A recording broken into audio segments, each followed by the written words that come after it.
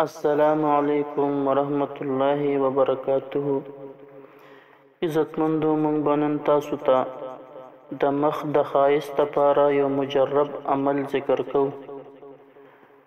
که څوک وایي چې یاره ما ډیر زیات علاج وکړو، د سکن ډاکټرانو له لاړم، قسمه حربې ما استعمال کړئ، لیکن د هغې باوجود هم زما د مخ مسله حل نشوه.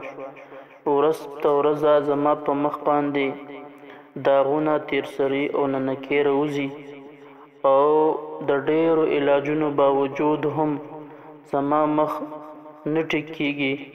نو انشاءالله موږ به هغه ته یو داسې عمل او داسې طریقه وښایو چې په هغې سره به الله جل شانه مبارک د مخ ټولې مسلې ختمې کړي، د مخ په الله جل شانه ښایسته کړي.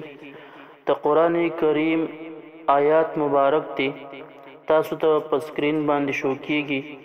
دا آیات مبارک په روزانه یو ځل لولي او په لاسونو په تلو باندې به چفکې او په مخ باندې به راکاږي. انشاءالله الله جل شانه به د دې په برکت سره د ټول مخ دانې، تیرسري وغیره ختم کی، او الله جل شانه به د دې انسان د مخ ښایسته کی.